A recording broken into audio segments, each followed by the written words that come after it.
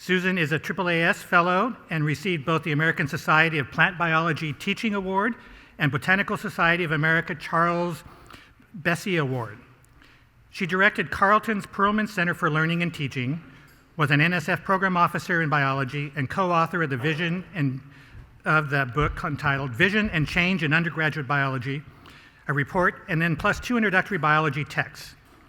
She has served on numerous boards, including the NSF EHR Advisory Committee, Biological Sciences Curriculum Study Board, the American Society of Plant Biologists Education Foundation Board, the Botanical Society Board of Directors, and was a member of the National Academies of Science, Engineering, and Medicine Board on Science Education.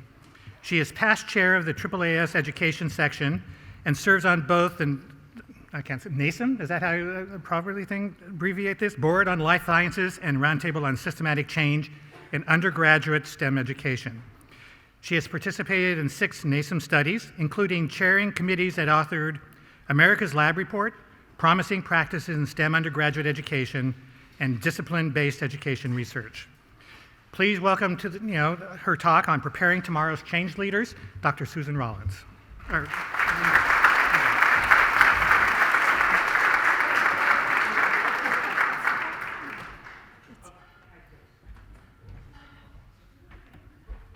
Hi, good afternoon. It is such a pleasure to be here. I'm Susan. My pronouns are she, her, and hers.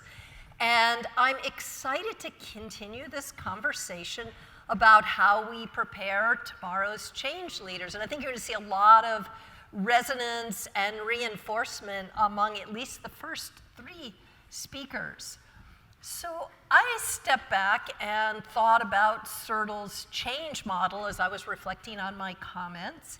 And as you all well know, right, CERTL's theory of change is that if we prepare the future professoriate at the top research universities in the country, we're going to have a significant impact on the quality of undergraduate education. CERTL has 3 core ideas that are woven throughout the program: teaching as research, learning communities, and learning through diversity.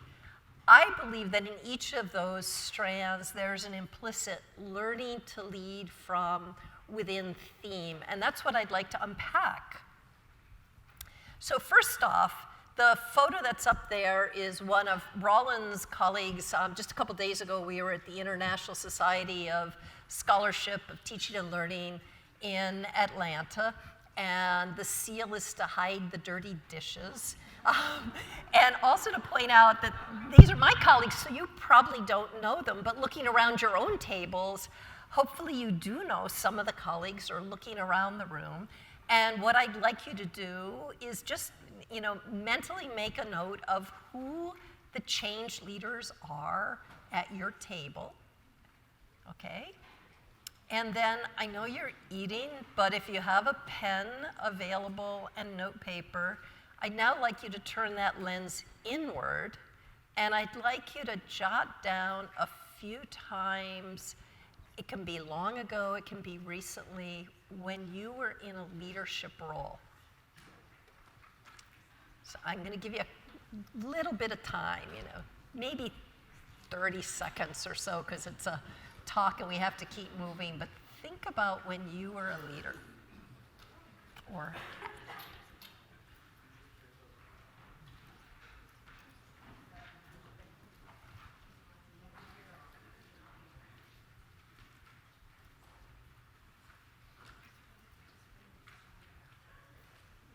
and as with your students, it really does work best with activities if you actually write it down rather than think about it.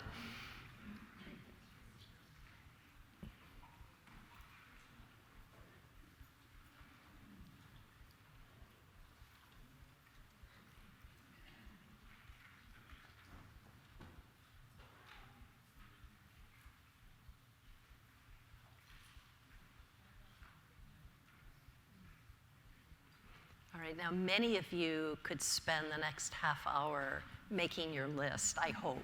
So think of it as an exam. Finish the sentence, not the paragraph you're on, and we'll move forward. So I also made a list. I gave myself a little more time than I gave with you. But I know I started leading as a graduate student in the space of leading change and teaching. I would get invited in the early 80s into faculty members' classrooms to observe and share my thoughts on teaching, which, looking back, was actually quite a remarkable opportunity, and learning how to give feedback in a way that wasn't, oh my gosh, really, you're doing that, was a growth opportunity for me. I think we all lead as faculty members, and sometimes we don't own that enough. And then there are a lot of other opportunities we don't necessarily think about. When you have a research group you're leading. I've been the PI on a very large multi-institutional research grant. That's a different kind of leadership, and there's really great change that could come out of that. Opportunities in our professional societies. I think at 26, I was chairing an education section that was just emerging in one of my professional societies, and oh my gosh, what the heck did I know? But a lot of people supported me, and I was learning from that. We've heard from Karen at the NSF. We're going to honor Miles Boylan tonight from the NSF. Working at the NSF has been an incredible privilege, an opportunity to lead change at scale, and also an opportunity to develop deep respect for the amount of professional development and leadership development that's available to federal employees, and I'm grateful for that. And yeah, I have a fancy title now that looks like I ought to have a lot of power and be able to make things happen. But you know what? The same skills that helped me be effective as a graduate student make me a much better provost, because provosts don't actually get to tell people what to do most of the time.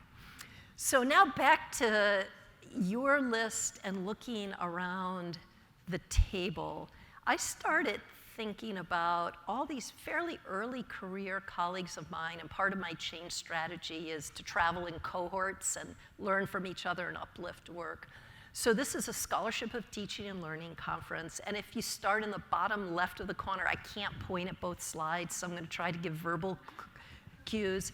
If you start in the bottom left, we have a brand new assistant professor who's growing a new program and doing an amazing job. An associate professor who led a campus-wide initiative that's been successful beyond our wildest imaginings to get faculty to integrate career advising appropriately into their work with students, and actually even into their courses, which in a liberal arts context is a major breakthrough. Amy, a full professor who led our campus climate survey, has really helped us move towards inclusion. Our director for community engagement has been partnering with me to begin to move to the next phase, which is community engaged and public scholarship, and bringing faculty to present their work in that way. I spent a year and a half when I first arrived meeting with groups of faculty, talking about what they needed in professional development, and we completely revitalized our Faculty Development Center so that it addresses needs of faculty over the arc of their career, integrating their teaching, their scholarship, and their service. And because we all listen carefully to each other, we hired the amazing Nancy Chick, and it's been a love fest between the faculty and our faculty development director. She is the president of the ISOTL Society at the moment. It was just fun to see my faculty being very proud of her. We have a visiting assistant professor, which I think is of note for many of you that are early in your career, that came in and has done such an amazing job transforming statistics that a more senior faculty member went and completely redid his statistics course. Influence, right? That's leading. I do occasional leading. Emily, who is our associate dean, before she was an associate dean, led an amazing transformation of faculty governance. Emily had coffee with over 100 individual faculty members. When the new governance system came up for a vote, there was a 95% approval by the faculty. That's pretty unheard of for those of you that deal with faculty governance. So then she came to be associate dean, and she's helped completely transform our general education. And then Nolan, who just started with us a couple of years ago, has his first NSF research grant, was just named one of Orlando's 40 under 40 for his leadership in the community, not just at the college. So leaders come at all stages of career development. I'm actually looking out in the audience. I have the privilege of a former undergrad research student, I'll embarrass you, Adam Williamson, who has started a faculty position at Bryn Mawr, lucky Bryn Mawr. But as an undergrad, Adam was leading all sorts of change with working with students that were earlier in their undergrad career. So we're all leading up, down, and across. And we often think of leading as positional authority. I'd like you to think a lot about distributed leadership, which is what many of you that plan CERTL are doing, and leading by influence. And to remind you that supervision and management are not leadership, but even if you're supervising an undergrad research student, think about how you turn that into a leadership, not just a supervisory or managerial opportunity. And I want to share another story with you, again in the sense of leading together, what that could look like at the scale of a whole institution. So 4 years ago, I joined Rollins with a new president who had started just a bit before me. And one of our priorities was to help our institution become more inclusive. So our steps were to start with our strategic planning process.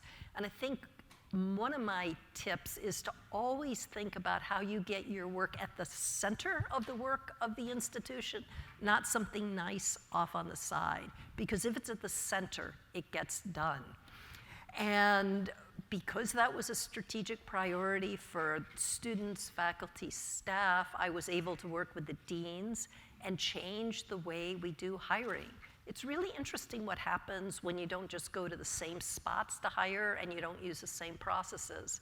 The last 2 years, 100% of our new tenure track hires have been from groups that are traditionally underrepresented. So you can get excited about that, but unless you have a completely inclusive environment, that's really a shallow victory. And so we've been working on becoming more inclusive, and I think that's work that's never done.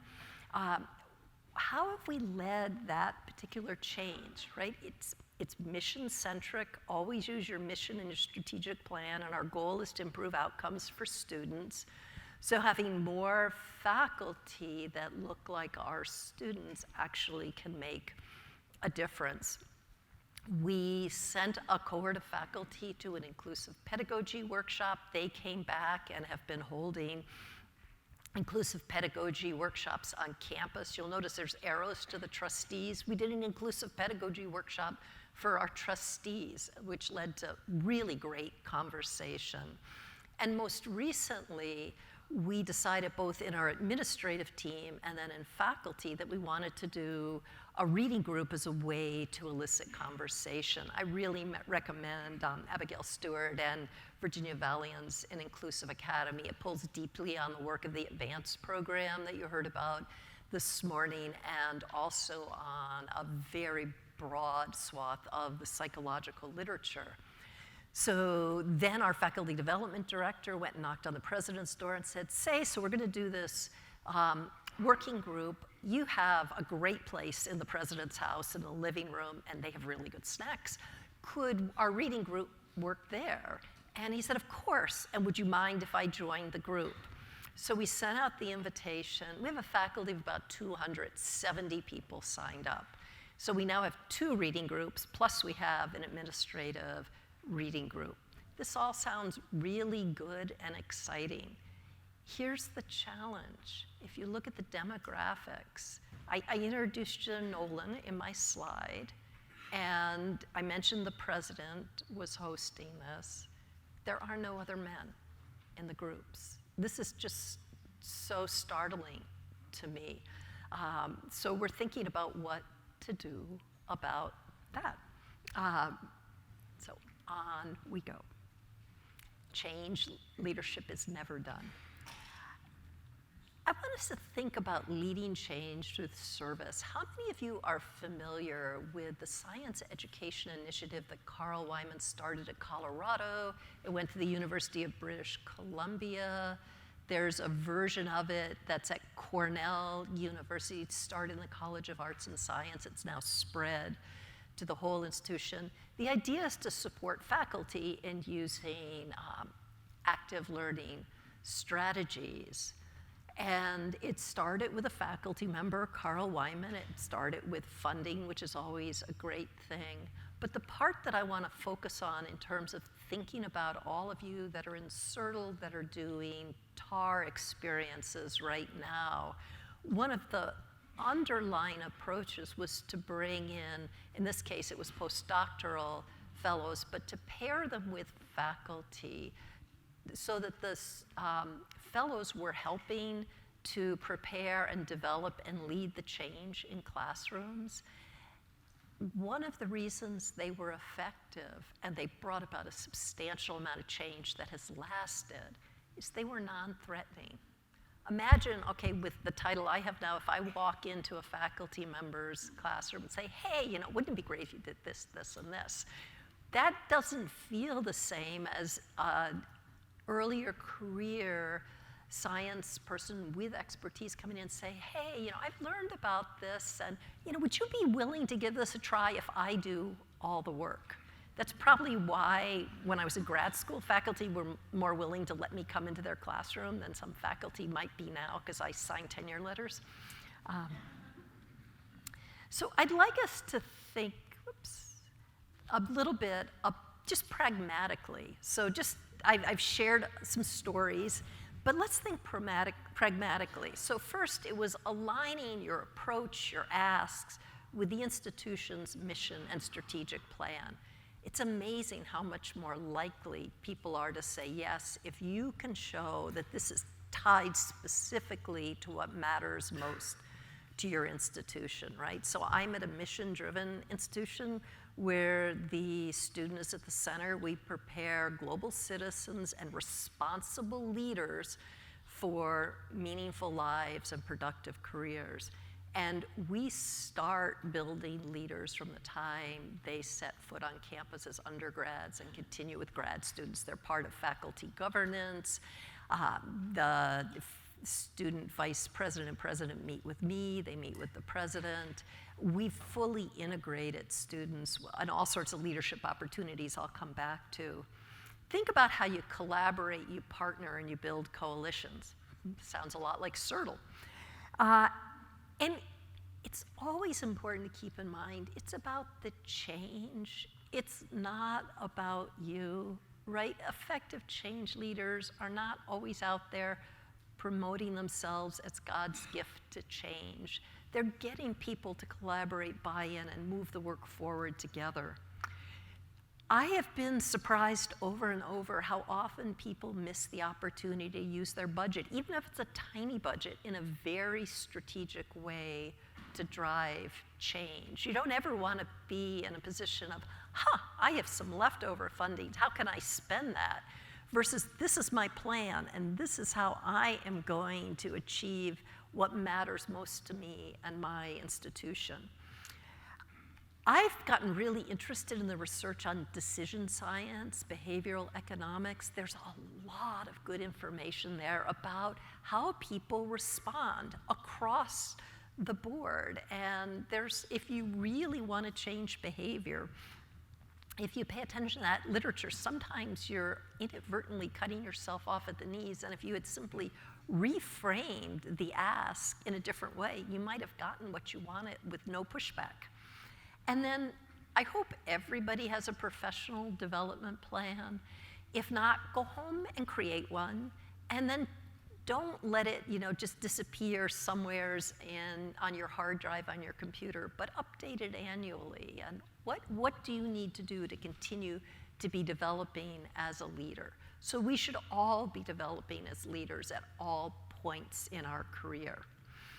If you go to the management literature, right, I find there are 4 behaviors that account for almost 90% of all leadership effectiveness. So leading is about behavior.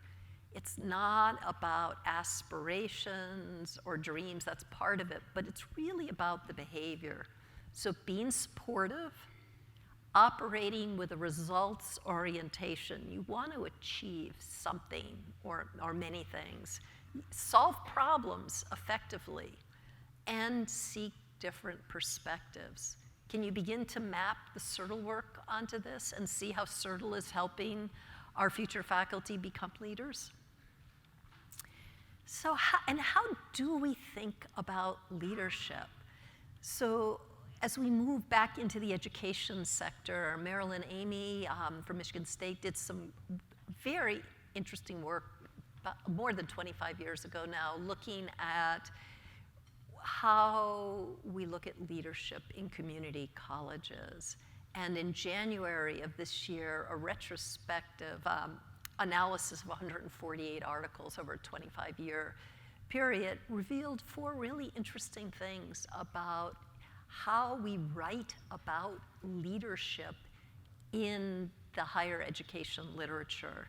So we still use masculine normed leadership approaches. We don't question those. Maybe some of you are starting to think differently. Maybe I lead like a girl. I might. Participatory leadership took a real upward trend in around 2000 and continues. That's actually not a new idea. It goes back to the manufacturing floor over a century ago, and it's involving others in decisions that are going to affect them. And again, you want to be judicious in how you do that. Say, for example, someone in your English department shows up with their pet llama and wants to keep their pet llama in the office. We probably do not have to have a participatory leadership decision about that. One of us might simply say that just is not going to fly here. But there are many things where participatory leadership is incredibly important.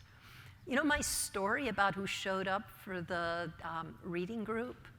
If you look at the literature about women in leadership, most of it's written about women. And then ideal worker norms prevail. So I expect most of you have taught college students. Generally, my classroom is not filled with an ideal student that does all their work 3 weeks in advance and comes to class and asks every single question is brilliant.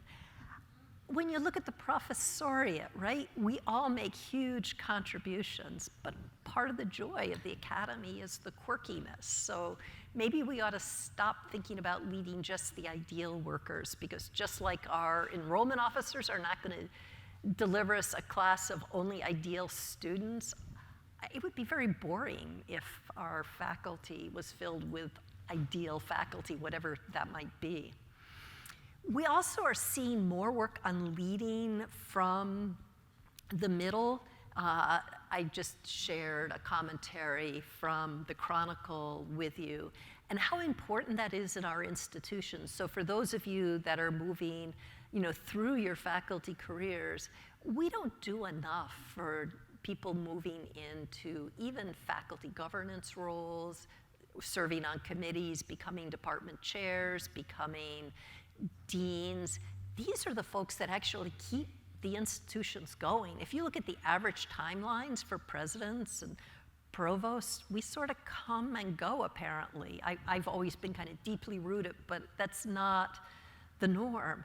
Leadership within the institution matters dramatically, and we're starting to see more about leadership even with graduate students. Again, I just included this Inside Higher Ed article, which has a lot of nice examples of schools that have strong leadership programs for graduate students. It's newer in STEM fields. In something like, in my portfolio is a Graduate School of Business. For the full-time MBA students, there's a Center for Leadership Development that works just with them. So there's models. I just wanted to point also out of ISOTL, and I am going to wrap up, I promise. ISOTL, there's this 5-pillar leadership model that they've been embracing, and there's a new collection of mini cases of leadership examples that are much more middle-level leadership examples that you might find interesting. So they're looking at affective qualities, action orientation, mentoring and empowering, and then they've integrated teaching as leading, which I think is very powerful. Freeman referred to that last night. And then the importance of research and scholarship. So other than having a catchy title, this McKinsey article makes a great point that so much that's written about leadership is about opinions. And when you actually do the research and the opinions may or may not match. So given the research focus of CERTL, you might want to think about that. And then you've heard a lot about how diversity makes us smarter. So I'm going to move fairly quickly through these slides. You heard about the advanced program. My colleague Ann Austin and Sandra Larson, who are here, have developed a strategic toolkit based on deep research on the advanced program. There are a lot of great bits of information and strategies that you might find useful in your own work. And again, thinking about as you learn through diversity, how does that work influence leadership roles when you're hiring, right? Implicit bias, cultural assumptions, workplace structures, and even differences in communication strategies. Gender stereotype and career negotiation.